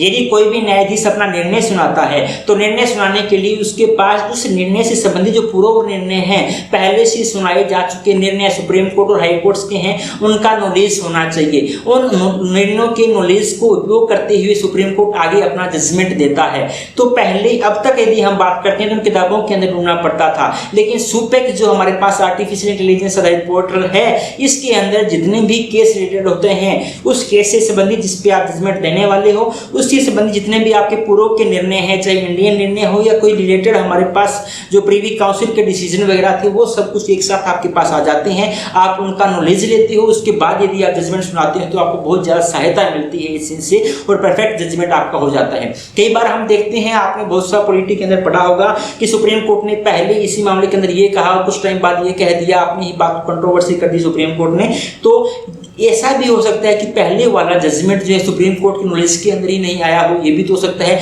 इसलिए सुप्रीम कोर्ट ने उस जजमेंट को पढ़े बिना ही नया जजमेंट दे दिया हो और नया जजमेंट जो दिया है उसके अंदर व्यू जो हो पहले वाले व्यू से बिल्कुल उल्टा हो, ऐसा हो सकता है। तो इस तरह की बातें नहीं हो, न्यायिक प्रणाली के अंदर सुविधा रहे, इसके लिए आर्टिफिशियल इंटेलिजेंस पर आधारित एक नया पोर्टल बनाया गया था, कार्यक्रम लॉन्च किया गया था, जिसका नाम क्या था? सुपेक, SUPAC जिसका नाम था। और हाल ही में क्या लॉन्च किया है भाई? फास्टर लॉन्च किया है। ई कोड मिशन मोड प्रोजेक्ट पर अखिल भारतीय परियोजना है। और तीसरा हमारे पास ऐसा ही एक प्रोजेक्ट है जिसका नाम है ई कोड। तो 3 हमने देख लिया, फास्टर पहला हमने देखा, सुपेक हमने दूसरा देखा और तीसरा हमारे पास क्या है, ई कोड। ई कोड क्या है? ई कोड मिशन मोड प्रोजेक्ट पर एक अखिल भारतीय परियोजना है जिसकी निगरानी तथा वित्त पोषण न्याय विभाग, कानून तथा न्याय मंत्रालय के द्वारा जिला न्यायालयों के लिए किया जाता है। परियोजना का उद्देश्य आईटी क्षमता के माध्यम से वादी, वकील तथा न्यायपालिका को सुविधाएं प्रदान करना है। जो भी है हमारे पास ई कोर्ट नाम का जो पोर्टल है वो तीनों के लिए है। जैसे सुपेक मैंने बताया कि वो न्यायाधीशों के लिए है, फास्टर को हम देखेंगे ये उन कैदियों के लिए है जिनको जमानत दे दी गई है, कुछ ऐसे कैदियों के लिए है। ई कोर्ट जो है वो किस किस के लिए है? तीनों के लिए है। वादी जो वाद दायर करता है, मुकदमा दायर करता है उसके लिए, दूसरा वकील जो उस वादी की तरफ से लड़ने वाला वकील है, और तीसरा न्यायपालिका जो हमारे पास जजमेंट देने के लिए जज साहब हैं, उन तीनों के लिए ये काम करता है ई कोर्ट। और इवन दो ये हमारे जिला न्यायालय जो है वहां तक भी फैला हुआ है, केवल हाई कोर्ट डिस्ट्रिक्ट कोर्ट तक शामिल नहीं है, जिला न्यायालयों तक भी ई कोर्ट की पहुंच है। और फास्टर के बारे में थोड़ी सी जानकारी हासिल करते हैं। फास्टर क्या चीज है? ये है सुरक्षित इलेक्ट्रॉनिक संचार। ये तो हमने पहले ही देखा, सुरक्षित इलेक्ट्रॉनिक संचार के माध्यम से संबंधित अधिकारियों को सर्वोच्च न्यायालय के अंतरिम आदेश, जो भी इंटरिम ऑर्डर होते हैं सुप्रीम कोर्ट के, स्थगन आदेश जो भी हम स्टे ऑर्डर हमारे पास होते हैं, जमानत आदेश जो भी होती है, उनको प्रेषित करने का, उनको ट्रांसफर करने का एक डिजिटल प्लेटफॉर्म है। ध्यान से देखिए, ऐसा होता है कि मान लो कहीं पर कोई बिल्डिंग बनाई जा रही थी अवैध रूप से, और कोई व्यक्ति उसके खिलाफ सुप्रीम कोर्ट जाता है और सुप्रीम कोर्ट ने स्टे ऑर्डर दे दिया कि आप बिल्डिंग को मत बनाओ, लेकिन वो उस जो स्टे ऑर्डर दिया उसकी तालीम करवाने के लिए पुलिस अधिकारी को दिया जाएगा, बाय पोस्ट भेजा जाएगा, 2 दिन लग जाएंगे, पुलिस अधिकारी वापस जाएगा, फिर 2 दिन और लग जाएंगे, फिर जाके, और 4 दिन के अंदर तो उसका कंस्ट्रक्शन कहाँ से कहाँ पहुँच जाएगा, जो नुकसान होना था वो तो हो चुका होगा। इसलिए इस तरह की जो कम्युनिकेशन गैप था, जो डिले हो रहा था ना, देरी जो हो रही थी, उस देरी को कम करने के लिए, या कोई भी अंतरिम आदेश दे दिया, मामला चल रहा है बीच, सुप्रीम कोर्ट ने कह दिया ऐसा, इस पे रोक लगा देनी चाहिए। अब जब तक उस ऑर्डर की तामील नहीं हो जाती, वो ऑर्डर पहुंच नहीं जाता व्यक्ति तक, तो नहीं रुकता है। सुप्रीम कोर्ट का डिसीजन तो आ गया। इसी तरह से सुप्रीम कोर्ट ने कह दिया कि इस व्यक्ति को जमानत दे दो। वो जमानत का जो ऑर्डर है जब तक जेल प्रशासन को नहीं मिलता था तब तक उस व्यक्ति को रिहा नहीं किया जाता। मान लो शनिवार को सुप्रीम कोर्ट ने ऑर्डर दिया, सुप्रीम कोर्ट ने शनिवार को 5 बजे ऑर्डर दिया, और 5 बजे ऑर्डर देने के बाद उस कोई भी पुलिस वाला जो है वहां तक लेके जाएगा, जेल प्रशासन तक लेके जाएगा, उसको जाने में 3 घंटे लग गए, 4 घंटे लग गए, इतने में जेल का जो टाइम था पीरियड था वो खत्म हो गया। शनिवार को वो कुछ नहीं करेगा, संडे की छुट्टी है, कुछ नहीं होगा। मंडे को जैसे ही दोबारा से वो अपनी रीओपनिंग होगी तब वो उस पर सुनवाई करेंगे, और मंडे को उसको क्या दिए, छुट्टी। उसको जमानत कब मिल चुकी है? शनिवार को मिल चुकी है। और उसको जमानत दी कब गई है, रिहा कब किया गया है? 3 दिन के बाद किया गया। शनिवार को जेल में रहा, संडे को जेल के अंदर रहा, और सोमवार को कब तक जेल के अंदर रहेगा? 3 दिन वो टॉर्चर हुआ है। ये जो गैप है ना, ये गैप नहीं आई, इसी के लिए फास्टर स्कीम लॉन्च की गई है कि जो हमने जजमेंट किया हाथों हाथ उसको ट्रांसफर कर दो उस व्यक्ति के पास डिजिटल माध्यम से, ताकि उसकी हाथों हाथ क्या की जा सके, पालना की जा सके। आवश्यकता क्यों है? मैंने अभी आपको बताया, ऐसे मामले सामने आए हैं जहां जेल के कैदियों को ऐसे आदेशों के संचार में देरी होने के कारण सर्वोच्च न्यायालय द्वारा पारित जमानत आदेशों के बावजूद भी रिहा नहीं किया गया। किस वजह से? संचार में देरी हो रही थी, इस वजह से रिहा नहीं किया गया। तो अब संचार में देरी नहीं होगी, यहाँ से मेल किया, भाई व्हाट्सएप का मैसेज आने में कितना टाइम लगता है, तो वैसा ही ट्रांसमिशन किया जाएगा। अतः न्यायालय के आदेश का कुशल प्रसारण के लिए सूचना तथा संचार प्रौद्योगिकी उपकरणों का उपयोग करने की आवश्यकता थी, इसी के लिए फास्टर को लॉन्च किया गया। अब इसका महत्व क्या क्या है, इसके हमारे पास इंपोर्टेंस क्या है, इसके लाभ क्या क्या होंगे? पहला, विचाराधीन कैदियों की समय पर रिहाई सुनिश्चित करना, इसका हमारे पास पहला महत्व था। यह सुनिश्चित करता है कि विचाराधीन कैदियों को जेल से रिहा होने के लिए कई दिनों तक इंतजार नहीं करना पड़े, क्योंकि उनके जमानत आदेशों की प्रमाणित हार्ड कॉपी को जेल तक पहुंचने में समय लग जाता था। यदि हार्ड कॉपी वहां तक जाती थी टाइम लग जाता था। इसलिए जो अंडर ट्रायल अपराधी है, अंडर ट्रायल अपराधी या विचाराधीन अपराधी वो होते हैं जिनके ऊपर किसी अपराध को करने का आरोप लगा हुआ है और उस आरोप की वजह से उनको अरेस्ट कर लिया गया है, लेकिन अभी तक उन पर वो दोष साबित ही नहीं हो पाया है। आप दोषी साबित नहीं हुए, आपके ऊपर आरोप लगा है, उस आरोप की वजह से आप क्या हो गए, जेल के अंदर हो, और आपको जमानत दी जा चुकी है। जमानत में आपको जमानत का जो ट्रांसफर, जो जमानत का ऑर्डर जो है वो जेल प्रशासन तक पहुंचा नहीं है, देरी हो गई है, इस वजह से आपको जेल के अंदर रहना पड़ रहा है। ये तो भी गलत बात है। इसी कमी को दूर करने के लिए क्या थी भी, इस तरह का कोई हमें प्लेटफॉर्म बनाने की जरूरत थी, उसलिए भी प्लेटफॉर्म बनाया गया। दूसरा, अनावश्यक गिरफ्तारियों पर भी अंकुश लगेगा, इसलिए लोगों को अनावश्यक रूप से गिरफ्तार करने, हिरासत में लेने पर रोक लगाने में मदद मिलेगी, भले ही उन्हें न्यायालय के द्वारा पहले सुरक्षा प्रदान दी गई हो। मान लो आप कोर्ट के द्वारा आपको अरेस्ट किया जाना था, भी आपको अरेस्ट किया जाता है पुलिस के द्वारा। आप कोर्ट के अंदर जाती हो, एक अंतरिम जमानत होती है, आप वो ले लेते हो, अग्रिम जमानत जिसको बोला जाता है। जमानत आपने ले ली है, जमानत का ऑर्डर आप तक नहीं पहुंचा, हार्ड कॉपी आप तक नहीं पहुंची, उससे पहले आपको अरेस्ट कर लिया गया। हालांकि आपको जमानत मिल चुकी थी, आपको न्यायालय के द्वारा सुरक्षा प्रदान कर दी गई थी, उसके बाद भी हार्ड कॉपी आपके पास नहीं थी, इस वजह से आपको अरेस्ट होना पड़ गया। लेकिन अब आपके पास हाथों हाथ ही पोर्टल है, इस पोर्टल पे हाथों हाथ आपके पास आदेश आएगा। जैसे ही पुलिसकर्मी आपको अरेस्ट करता है, उसने हथकड़ी पहना दी, उसके बाद आप दिखा दो मेरे पास ऑर्डर है, आपको छोड़ दिया जाएगा। तो जो अनावश्यक गिरफ्तारियां की जाती थी उस पर भी रोक लगाने के लिए इस पोर्टल की जरूरत थी और ये लगाया गया। तीसरा, कैदियों के मौलिक अधिकारों की सुरक्षा करना भी। भारतीय संविधान के अनुच्छेद 21 के तहत कैदियों की व्यक्तिगत स्वतंत्रता, जीवन जीने का अधिकार, गरिमापूर्ण जीने के अधिकार जो है, मौलिक अधिकारों के भी क्या करता है, सुरक्षा करता है। तो ये 3 महत्वपूर्ण रीजन थे जिसकी वजह से इसको लॉन्च करना पड़ा। चुनौतियां आपको पता है, भारत गांवों का देश है और हमारे यहाँ पे इंटरनेट की सुविधा तो हर दूसरे दिन हम देखते हैं बंद कर दिया जाता है। तो देश भर में जेलों में इंटरनेट कनेक्शन की उपलब्धता के बिना जेलों में ऐसे आदेश का प्रेषण संभव नहीं है। तो चुनौती हमारे पास केवल एक है कि जहां पर हमने ऑर्डर को भेजना है वहां पर इंटरनेट की अच्छी कनेक्टिविटी होनी चाहिए। यदि वहां पे कनेक्टिविटी अच्छी नहीं होगी, आप मैसेज तो भेज दोगे उनको, इस पोर्टल के माध्यम से आप उनको अपना ऑर्डर तो भेज दोगे, लेकिन उनके पास इंटरनेट ही नहीं है, उनके पास डाउनलोड ही नहीं होगा, मैसेज पहुंचेगा नहीं, तो किस तरह से इसको एग्जीक्यूट किया जाएगा, ये हमारे सामने चुनौती भी है। अगली न्यूज की तरफ हम जाते हैं। शिव कुमार स्वामी, एक मैं आपको सजेशन देना चाहूँगा कि पिछले 1 साल के अंदर या आज से ही आप देख लो कि अप्रैल से ले मई से, मान लो आप मई से लेके जब तक आप एग्जाम नहीं हो जाता है तब कब भारत के प्राइम मिनिस्टर या भारत के कोई भी सेंट्रल मिनिस्टर या बहुत अच्छा कि चीफ मिनिस्टर जो है बहुत बड़े फंक्शन के अंदर शामिल होते हैं। और इसलिए शामिल होते हैं कि किसी भी महापुरुष की जयंती थी, किसी भी महापुरुष का शहीदी दिवस था या उनका जो पुण्यतिथि थी, उस पर कुछ बड़ा फंक्शन किया गया हो तो वो हमारे लिए इंपॉर्टेंट हो जाएगा। इस बार के एग्जाम के अंदर भी हमने देखा था कि प्राइम मिनिस्टर ने मूर्ति बनाई थी शंकराचार्य जी की, उनकी ऊपर क्वेश्चन हमें देखने को मिल गया था, इतिहास से क्वेश्चन उठा लिया था, क्वेश्चन करंट का था, तो ऐसे क्वेश्चन हमें देखने को मिल सकते हैं। इसी प्रकार शिव कुमार स्वामी लिंगायत समुदाय जो है उनके हमारे पास धर्म गुरु थे, धार्मिक प्रमुख हुआ करते थे और उनकी 115वां जन्मदिन समारोह बनाया गया था और उस समारोह के अंदर हमारे केंद्रीय गृह मंत्री ने तस्कर दी थी। तो हो है आपसे शिव कुमार स्वामी जी का जो लिंगायत समुदाय है उसके बारे में क्वेश्चन आपसे कहीं ना कहीं पूछा जा सकता है। तो जितने भी महापुरुष जो है उनके किसी भी जन्मदिन के बारे में या कोई फेमस रहे मालूम तो उनके बारे में आप जानकारी जरूर हासिल करना। तो शिव कुमार स्वामी कौन है और चर्चा के अंदर क्यों है? हाल ही में केंद्रीय गृह मंत्री ने कर्नाटक के तुमकुर के सिद्धगंगा मठ पे, कौन सा कहाँ का भाई, कर्नाटक राज्य का तुमकुर का जिला है ये वहाँ का, और सिद्धगंगा मठ है वहाँ की डॉक्टर श्री 3 श्री लगे हुए हैं भैया, उपाधियाँ होती है इनकी, श्री शिव कुमार स्वामी के 115वें जन्मदिन समारोह का उद्घाटन किया तथा गुरु वंदना समारोह में भाग लिया। तो ये जो आपको दिखाई दे रहे हैं महात्मा जी मेरे पीछे बैठे हुए जो हैं, इनकी जो आपको तस्वीर दिखाई दे रही है, इनका नाम था शिव कुमार स्वामी जी। अब शिव कुमार स्वामी जी कौन थे? शिव कुमार स्वामी जी तुमकुर के सिद्धगंगा मठ में जो लिंगायत वीर शिव आस्था का जो समुदाय है उस समुदाय के सिद्धगंगा मठ जो है उसकी लिंगायत धार्मिक प्रमुख हुआ करते थे। उनका जन्म 1 अप्रैल 1907 को हुआ था, रामनगर कर्नाटक में हुआ था, गांव था वीरपुरा, और उनका जो परोपकारी गतिविधियों के लिए जाने जाते थे।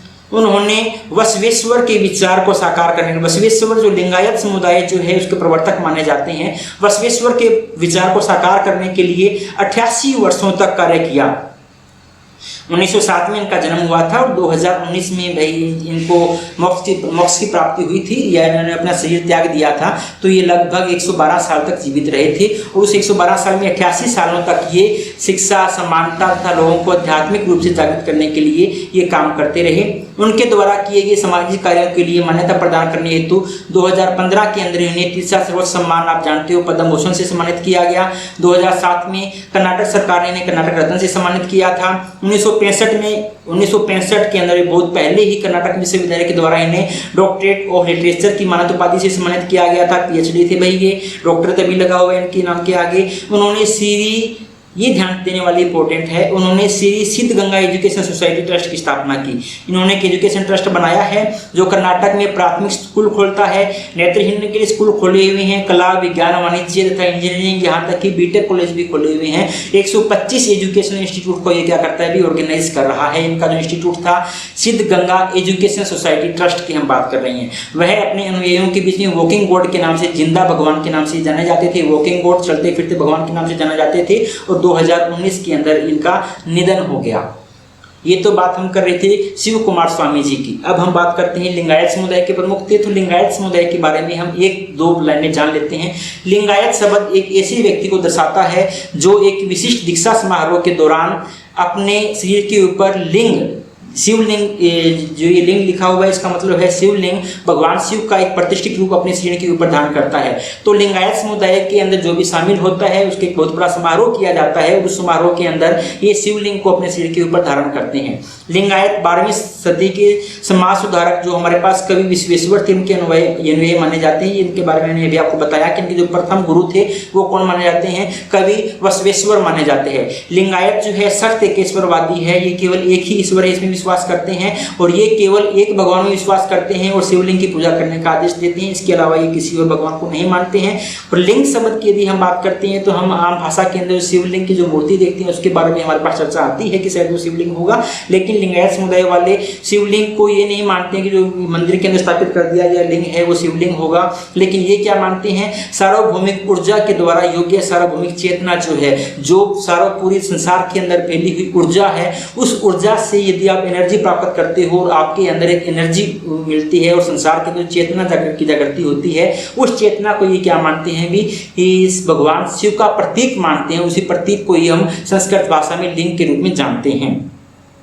लिंगायत हिंदू धर्म से अलग धर्म की क्यों मांग करते हैं भाई, शुरू के अंदर जो है इनको वीर शैव, जो हमारे पास एक कैटेगरी बनाई गई है हिंदू धर्म के अंदर, वीर शैव कैटेगरी के अंदर ही रखा गया था। लेकिन बाद के अंदर जो लिंगायत थे, लिंगायतों ने अपने आप को हिंदू जो वीर शैव थी इनसे अलग कर लिया। ये कहते हैं हिंदू वीर शैव अलग है और हम अलग हैं। क्यों अलग किया, क्योंकि अभी मैंने आपको बताया ये एक ईश्वरवाद को मानते हैं, ये केवल और केवल भगवान की पूजा करते हैं, लिंग के रूप में पूजा करते हैं, इसके अलावा किसी रूप में पूजा नहीं करते हैं। लेकिन जो वीर शैव हिंदू हमारे पास थे ये वेदों का पालन करते थे, वेदों के अंदर जातीय व्यवस्था का समर्थन करते थे। जो जातीय व्यवस्था जो है, भेदभाव जो है, इसके सख्त खिलाफ हुआ करते थे। विश्वेश्वर, जो कवि विश्वेश्वर जो है इनके प्रथम गुरु थे, वो जाति प्रथा के खिलाफ थे, और जाति प्रथा के खिलाफ थे इसलिए वो क्या भी जो वैदिक हमारी जो व्यवस्था थी उसके भी खिलाफ हुआ करते थे। इसलिए इन्होंने कहा कि हम जो वीर शैव हिंदू है उनसे अलग हैं, और इन्होंने अपने आप को वीर शैव हिंदुओं से अलग कर लिया। वीर शैव जो हमारे पास है 5 पीठों धार्मिक केंद्रों के अनुयायी हैं, जिन्हें पंचपीठ भी कहा जाता है, और इन पीठों को आदि शंकराचार्य के द्वारा स्थापित किए गए पीठों के समान ही माना जाता है। भी इनके द्वारा भी 5 पीठ स्थापित किए गए हैं। जिस प्रकार से हिंदुओं के अंदर आदि शंकराचार्य जो है उन्होंने 4 पीठ हमारे पास स्थापित की थी, 4 दिशाओं के अंदर 4 पीठ स्थापित की हैं, और उन्हीं जैसी उन 4 पीठों की मान्यता है वैसी ही मान्यता लिंगायत समुदाय के अंदर उन 4 पीठों की 5 पीठों की है जो उनके द्वारा स्थापित की गई है। अब हम चलते हैं अगली न्यूज़ की तरफ। ऑपरेशन उपलब्ध, आरपीएफ के द्वारा ऑपरेशन चलाया गया है। आरपीएफ रेलवे पुलिस फोर्स के द्वारा ऑपरेशन उपलब्ध नाम से हाल ही में रेलवे सुरक्षा बल रेलवे प्रोटेक्शन फोर्स ने ऑपरेशन उपलब्ध के नाम से कथित कालाबाजारी करने वालों के खिलाफ एक अखिल भारतीय ऑपरेशन चलाया।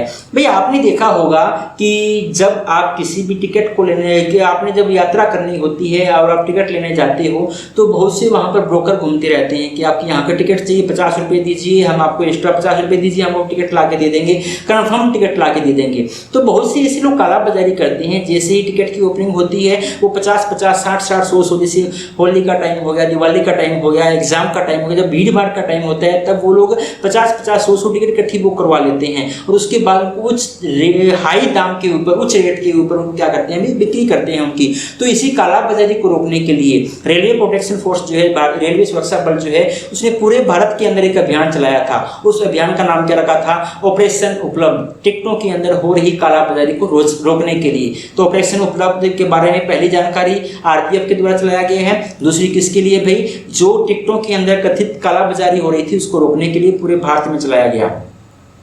इससे पहले की यदि हम बात करते हैं तो फरवरी 2022 के अंदर भी आरपीएफ के द्वारा ऑपरेशन आहट के नाम से एक ऑपरेशन चलाया गया था। इसका नाम है ऑपरेशन उपलब्ध। दूसरा था हमारे पास ऑपरेशन आहट, जिसमें किस पे बात की गई थी, जो मानव तस्करी है उसके ऊपर निरंकुश लगाने के लिए विश्वव्यापी पूरे इंडिया के अंदर राष्ट्रव्यापी एक अभियान चलाया गया था, जिसका नाम था ऑपरेशन आहट। ऑपरेशन आहट मानव तस्करी को रोकने के लिए। ऑपरेशन उपलब्ध किसके लिए भाई? ऑपरेशन उपलब्ध कथित कालाबाजारी, किसकी कालाबाजारी? टिकटों की जो कालाबाजारी है उसको रोकने के लिए ऑपरेशन उपलब्ध के बारे में लिखा मैंने। ऑपरेशन उपलब्ध के तहत महीने भर के अभियान ने, 1 महीने का ये अभियान था, दलालों या कालाबाजारी करने वालों की गतिविधियों पर काफी हद तक अंकुश लगाने तथा आम आदमी को रेलवे टिकट उपलब्ध करवाने में सक्षम बनाया। तो काफी कामयाब ऑपरेशन माना जा सकता है। रेलवे सुरक्षा बल आरपीएफ के बारे में हम जानकारी हासिल करते हैं। रेलवे सुरक्षा बल एक केंद्रीय सशस्त्र बल है। आज की जो स्थिति है वो ये सेंट्रल जो हमारे पास आर्म फोर्सेस है उसका एक हिस्सा है रेलवे, जो भारतीय रेल तथा रेल मंत्रालय के अधीन कार्यरत है। यदि इतिहास की बात करते हैं तो आरपीएफ का इतिहास हमारे पास 1882 से शुरू होता है। यह विभिन्न रेल कंपनियों ने रेलवे संपत्ति की सुरक्षा के लिए अपने स्वयं के गार्ड नियुक्त किए थे। तो 1882 के अंदर जो रेल कंपनियां हमारे पास हुआ करती थी उन्होंने अपने रेलवे का जो सामान था उसकी सुरक्षा के लिए गार्ड स्थापित किए थे। उसको ही आज बाद में बदलता वो किसके रूप में आगे भी रेलवे पुलिस फोर्स के अंदर। तो इतिहास इसका काफी पुराना है, 1882 से शुरुआत होती है। उसके बाद आजाद भारत में यदि हम बात करते हैं तो 1957 के अंदर संसद के एक अधिनियम के द्वारा रेलवे सुरक्षा बल को वैधानिक दर्जा दिया गया तथा जिसे बाद में 1985 के अंदर भारत संघ के सशस्त्र बल के रूप में घोषित कर दिया गया। 1957 में इसके लिए एक्ट बनाया गया तथा 1985 के अंदर यदि हम बात करता हूं तो इसको किसमें शामिल कर दिया गया? सेंट्रल आर्म फोर्सेस के अंदर शामिल कर दिया गया। ये 57 का जो अधिनियम था, कानून जो था, उसके लिए नियम बनाए जाते हैं 1961 के अंदर। ये नियम बनाए गए 1961 के अंदर। तो ये नियम लागू कैसे किए जाएंगे, इसके लिए बनाए गए विनियम। नियम होता है कि एक्ट लागू कैसे किया जाएगा और जो नियम बना दिए गए उनकी पालना कैसे की जाएगी, उनके लिए बनाए जाते हैं विनियम। तो 1961 में नियम बनाए गए थे, 1966 में विनियम बनाए गए थे, उनको क्या किया गया? पब्लिश किया गया था। उसी वर्ष रेलवे संपत्ति मामले में शामिल अपराधियों को पकड़ने तथा उन पर मुकदमा चलाने की कुछ सीमित शक्तियां जो थी रेलवे पुलिस फोर्स को दे दी गई थी। किसके अकॉर्डिंग भाई?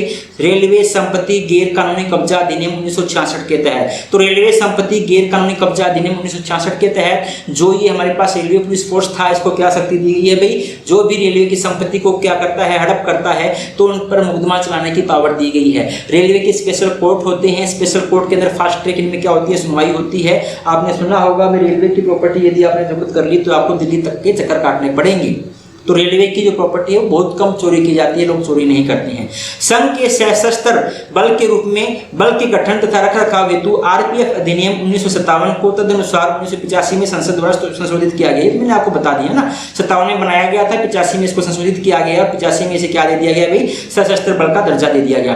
यह फोर्स देश के सभी भागों में अपने जवानों को चिन्हित करती है। देश का कोई भी भाग हो, जहां जहां रेलवे स्टेशन हमारे पास है वहां आपको आरपीएफ की चौकी मिलती है, चिन्हित करती है। इस प्रकार वास्तव में राष्ट्रीय चरित्र व छवि को प्रदर्शित करने में गर्व महसूस करती है। फोर्स ने अपनी स्थापना के समय से अपनी पहचान, ये तो कोई बात नहीं, देखने की बात नहीं है।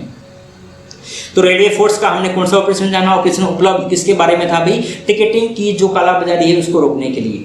आगे हम चलते हैं ब्रॉडकास्ट सेवा पोर्टल। ब्रॉडकास्ट सेवा पोर्टल क्या है? आपको पता चल रहा होगा, वाईफाई से संबंधित कोई ना कोई सेवा पोर्टल है। चर्चा कर लेते हैं क्या है। हाल ही में सूचना तथा प्रसारण मंत्रालय के द्वारा प्रसारण या ब्रॉडकास्ट सेवा पोर्टल को लॉन्च किया गया है। आईटी जो मिनिस्ट्री हमारे पास है उसके द्वारा एक पोर्टल लॉन्च किया गया, इसका नाम क्या है? ब्रॉडकास्ट सेवा पोर्टल। इस पोर्टल के माध्यम से 900 सैटेलाइट टीवी चैनल, ध्यान से देखना भाई, कितने TV channel? 900 TV channel, 70 teleport operators, 1700 MSO, 3500 सामुदायिक रेडियो स्टेशन, 380 निजी FM चैनल को फायदा मिलने की संभावना है। तो ब्रॉडकास्ट चैनल बनाया गया है। इससे सैटेलाइट चैनल हो, चाहे टेलीपोर्ट ऑपरेटर चाहे हमारे पास हो, चाहे सामुदायिक रेडियो स्टेशन हमारे पास हो, चाहे जो FM चैनल हमारे पास है, चाहे AM चैनल है, उन सभी को इससे फायदा मिलने वाला है हमारे पास। यह है एक 360 डिग्री डिजिटल सॉल्यूशन प्रस्तुत करता है। यह है क्या है? हमारे पास 360 डिग्री का एंटीना इसमें लगा हुआ है और 360 डिग्री डिजिटल सॉल्यूशन ये प्रोवाइड करने वाला सॉल्यूशन हमारे पास है। जो हितधारकों की क्या क्या करता है, ये डिजिटल सॉल्यूशन किस प्रकार का, क्या क्या है इसके अंदर, पहली बात, जो भी लाभार्थी हमारे पास है उनको यदि अनुमति लेनी है, परमिशन लेनी है इन सब में से कुछ भी करने की, वो यहाँ पे ले सकती हैं। रजिस्ट्रेशन के लिए आवेदन करना है तो कर सकते हैं। आवेदन के ऊपर नजर रखना कि हमारा आवेदन कहाँ तक पहुंचा, ट्रैक करना है, वो कर सकते हैं। जो भी टैक्स लगने वाला है, जो भी चार्ज लगने वाला है उसकी गणना कर सकते हैं, तो उसका भुगतान कर सकते हैं। तो सब कुछ जो जरूरी है 360 डिग्री कवर करता है ये सब कुछ, चाहे आपको अनुमति लेनी हो, परमिशन लेनी हो, आवेदन करना हो, एप्लीकेशन देनी हो, आवेदन आपका कहाँ तक पहुंचा, रिपोर्टिंग क्या है उसके ऊपर उसको जानकारी लेनी हो, आपने फीस की जानकारी हासिल करनी हो, फीस का भुगतान करना हो, सब कुछ आपको इसी पोर्टल पे मिलेगा। इसका नाम क्या है? ब्रॉडकास्ट सेवा पोर्टल के नाम से इसको रखा गया है। यह है पोर्टल सभी हितधारकों को निजी उपग्रह TV channel, teleport operator, multi services operators,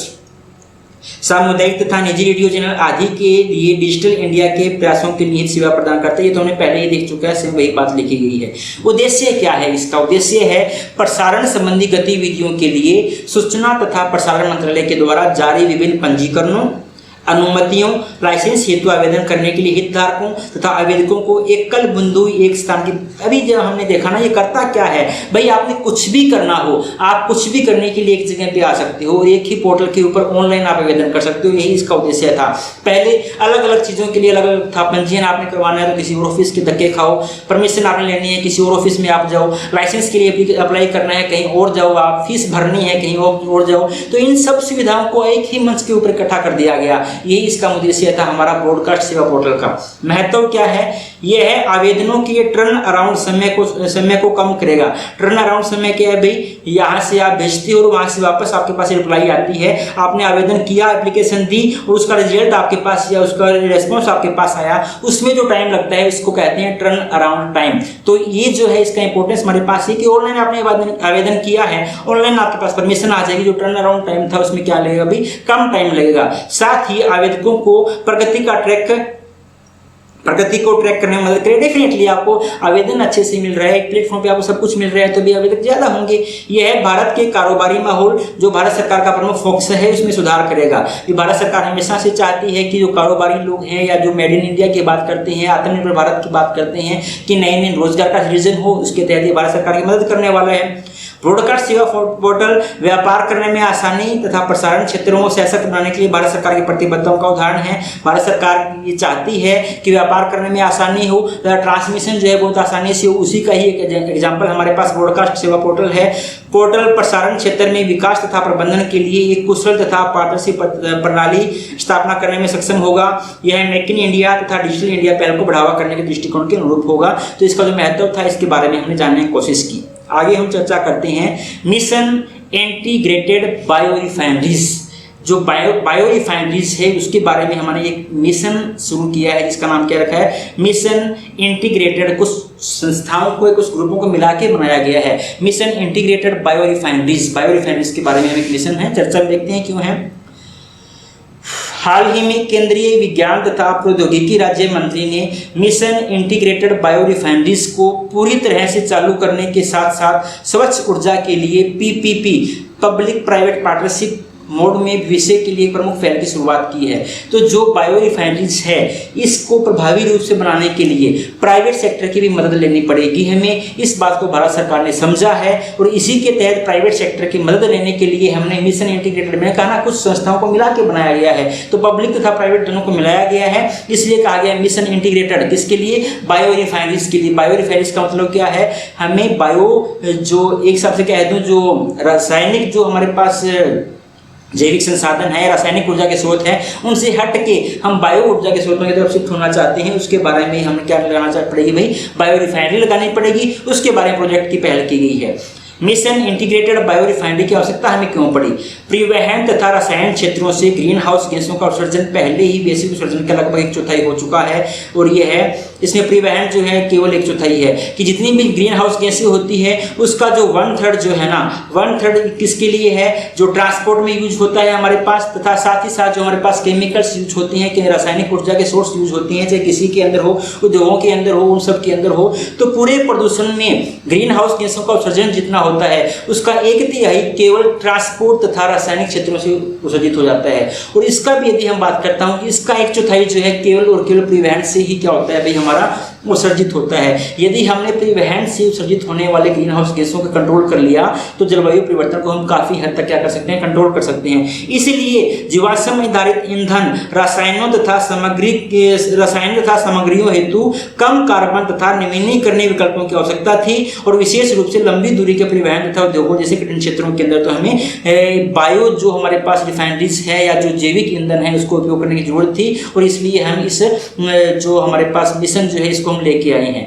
mission integrated bio refinery का लक्ष्य हमने क्या रखा है, 2030 तक 10% जीवाश्म आधारित ईंधन रसायन तथा सामग्री को जैव आधारित विकल्पों के साथ बदलने के लिए एकीकृत बायो रिफाइनरीज व्यवसायीकरण। अब ध्यान से देखिए, इसका लक्ष्य हमने रखा है कि 2030 तक जितना भी हम केमिकल यूज करते हैं या जीवाश्म ईंधन यूज करते हैं इसका जो 10% हिस्सा है उसको हम ट्रांसफर कर देंगे। इसके साथ ट्रांसफर कर देंगे, बायो रिफाइनरी के साथ हम ट्रांसफर कर सकते हैं।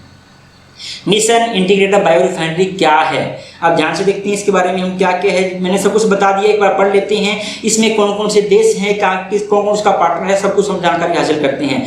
मिशन का नेतृत्व भारत तथा नीदरलैंड के द्वारा किया जा रहा है। 2 देश भारत तथा नीदरलैंड इसका क्या कर रहे हैं, नेतृत्व कर रहे हैं। इसके अलावा ब्राजील, कनाडा इसके मुख्य सदस्य हैं। यूरोपियन आयोग तथा यूनाइटेड किंगडम इसके सदस्यों सहायक सदस्य के रूप में शामिल किया गया है। तो इसके नेतृत्वकर्ता कौन है, भारत तथा नीदरलैंड है। दूसरे देश इसके कौन कौन सदस्य हैं, ब्राजील है, कनाडा है तथा यूरोपीय आयोग जो है इसका सदस्य है। यूनाइटेड किंगडम जो है इसका सहायक सदस्य के रूप में इसमें शामिल है।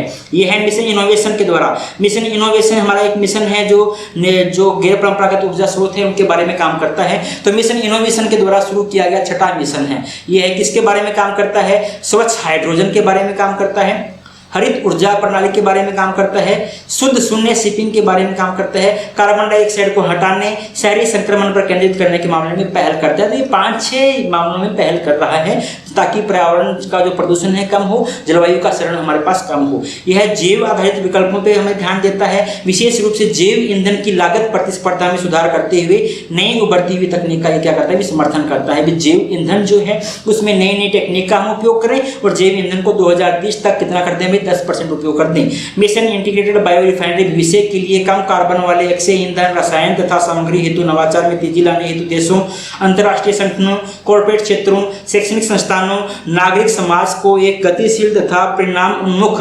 साझेदारी के लिए एकजुट करता है। मतलब कुल मिला के एक प्राइवेट पब्लिक पार्टनरशिप है। इस प्राइवेट पब्लिक पार्टनरशिप के अंदर कोई भी हो, चाहे अंतर्राष्ट्रीय संगठन हमारे पास हो, कोई औद्योगिक संगठन हमारे पास हो, व्यवसायिक संगठन हो, कोई कॉर्पोरेट संगठन हमारे पास हो, कोई एजुकेशन इंस्टीट्यूट हमारे पास हो, कोई हमारे पास सोशल संगठन हमारे पास हो, नागरिकों का कोई समूह हो, सभी को मिला के अपने साथ चलना चाहता है तथा जो भी जैव ईंधन के लिए लोगों को जागरूक करना चाहता है। यह PPP माध्यम से स्वच्छ ऊर्जा के माध्यम से तेजी लाएगा। डेफिनेटली भाई, यदि जागरूकता फैलेगी तेजी आएगी। सदस्यों के कार्य क्या क्या है मैंने अभी आपको बताया। इसमें कौन कौन सदस्य है, सदस्यों को 3 काम दिए गए हैं। पहला काम क्या दिया गया है सदस्यों को, सदस्य बायो रिफाइनरिंग आपूर्ति तथा मुख्य श्रृंखला में अनुसंधान, विकास तथा नवाचार को बढ़ावा देंगे। पहली बात तो बायो रिफाइनरी जो है उसके पास जो कच्चा माल है वो पहुंचना चाहिए, इसके बारे में ध्यान देंगे। दूसरा क्या ध्यान देंगे, जो ये बायो रिफाइनरी की श्रृंखला है उसमें रिसर्च होने चाहिए, डेवलपमेंट होना चाहिए तथा नए नए जो रिसर्च किए गए हैं उनको लागू भी किया जाना चाहिए, इसके बारे में सभी सदस्य ध्यान देंगे। दूसरा, टिकाऊ बायो रिफाइनरी प्रौद्योगिकी हेतु अग्रिम पायलट स्तरीय परियोजनाओं का प्रदर्शन करेंगे। भाई जो आपने योजनाएं बनाई है उनको छोटे छोटे पायलट प्रोजेक्ट के माध्यम से लागू करो ताकि आपको ये पता चले कि इनका जो रिजल्ट है वैसा मिल रहा है या नहीं मिल रहा जैसा आप चाहते थे। और तीसरा हमारे पास क्या है, निर्मित नए उत्पादों के लिए नियामक विकास का समर्थन करने हेतु उद्योग तथा मानक निर्धारित करने के लिए संगठनों का सहयोग किया जाएगा। जो आपने उत्पाद बना लिया है उस उत्पाद का कितना यूज करना है, किस चीज में कितना यूज करना है, डीजल में कितना उपयोग करना है, पेट्रोल में कितना उपयोग करना है, दूसरे ईंधनों में कितना उपयोग करना है, गाड़ियों में कितना उपयोग करना है, एरोप्लेन में कितना उपयोग करना है, उसके लिए जो स्टैंडर्ड तैयार करने हैं, स्टैंडर्ड तैयार करने में भी ये क्या करेगा, जो भी संगठन है स्टैंडर्ड बनाने वाले उनका क्या करेगा भी सहयोग करेगा। तो जितने भी सदस्य देश हैं उनको ये 3 काम दिए गए थे। मैंने आपको अभी बताया जो ये मिशन बनाया जा रहा है ये मिशन इनोवेशन का छठा प्रोजेक्ट है। तो मिशन इनोवेशन क्या चीज है, मिशन इनोवेशन इस पूरे दशक में स्वच्छ ऊर्जा को वहनीय मतलब कि कम खर्चीली, आकर्षक तथा सुलभ उपलब्ध करवाने हेतु अनुसंधान, विकास, प्रदर्शन में कार्यवाही तथा निवास को उत्प्रेरित करने के लिए एक वैश्विक पहल है। तो यदि हम बात करते हैं कि स्वच्छ ऊर्जा को उपलब्ध करवाने के लिए जो कुछ भी किया जा सकता था उसके लिए विश्व के अंदर जो पहल की गई थी वो किसके द्वारा की गई थी? मिशन इनोवेशन के द्वारा। कब की गई थी भाई? इसे 2015 में शुरू किया गया था। और किसके तहत शुरू किया गया था भाई? पेरिस समझौते के तहत इसे शुरू किया गया था। इसके सदस्य देश जो है ना वो स्वच्छ ऊर्जा के नवाचार में जितना भी खर्चा होता है उसका 90% खर्चा इसके सदस्य देशों के द्वारा ही किया जाता है। और इस मिशन इनोवेशन के अंदर 23 सदस्य देश हैं जिसमें प्रमुख रूप से ऑस्ट्रेलिया, ब्राजील, कनाडा, चीन, Denmark, Finland, France, Germany, Bharat, Italy, Japan, Korea गणराज्य, मोरक्को, नीदरलैंड, नॉर्वे, सऊदी अरब, स्वीडन, संयुक्त अरब अमीरात, यूके, यूएसए, यूरोपीय आयोग, ये जो है इसके मुख्य सदस्य हैं। कुल कितने हैं भाई? मिशन इनोवेशन के 23 सदस्य इसके मेंबर हैं। अब हम चलते हैं आज की लास्ट न्यूज़ की तरफ जो हमें बात करती है जीएसटी संग्रह के बारे में। मैंने वीडियो के शुरू के अंदर ही आपको बताया था कि मिसलेनियस या मिली जुली आज की हम न्यूज़ है, इसलिए मैंने इसको नाम दिया है प्री इफेक्ट। जो हमारे पास है जो प्री एग्जाम जो इफेक्ट हो सकते हैं उसका नाम दिया है। गर्मी काफ़ी पड़ रही है, आप देख रही होंगे पसीना तरबतर हो रहा है, लेकिन इस गर्मी की परवाह किए बिना हम यदि आपको जी जान से पढ़ाने की कोशिश कर रहे हैं तो आपका भी ये फ़र्ज़ बनता है कि आप इन वीडियो का ज़्यादा से ज़्यादा फ़ायदा उठाएं तथा आपको जो कुछ बताया जा रहा है उसके बारे में आप एक पॉइंट लिखें, नोट्स बनाएं तथा अपने एग्जाम की मुकम्मल तैयारी करें। लास्ट न्यूज़ के ऊपर हम चलते हैं जीएसटी संग्रह के बारे में। जीएसटी तो आप जानते ही हो कब शुरू किया गया, बहुत कुछ हम पढ़ चुके हैं, मैं ये सब कुछ नहीं बताऊंगा। मैं केवल इतना बताऊंगा जीएसटी कलेक्शन जो हुआ था वो कितना हुआ है और क्या हुआ है। मार्च 2022 में वस्तु एवं सेवा कर का सकल जो हमारे पास कलेक्शन हुआ है, जो टोटल कलेक्शन हुआ है, फरवरी में हुए विक्रय के संदर्भ में बढ़कर 1.42 लाख करोड़ हो गया है। तो जो हमारे पास मार्च 2022 के अंदर जीएसटी कलेक्शन हुआ है उसकी बात की गई है कि फरवरी में जितना हुआ था उसके बजाय हमारे पास बढ़ चुका है और अब कितना हो चुका है? अभी 1.42 लाख हो गया है।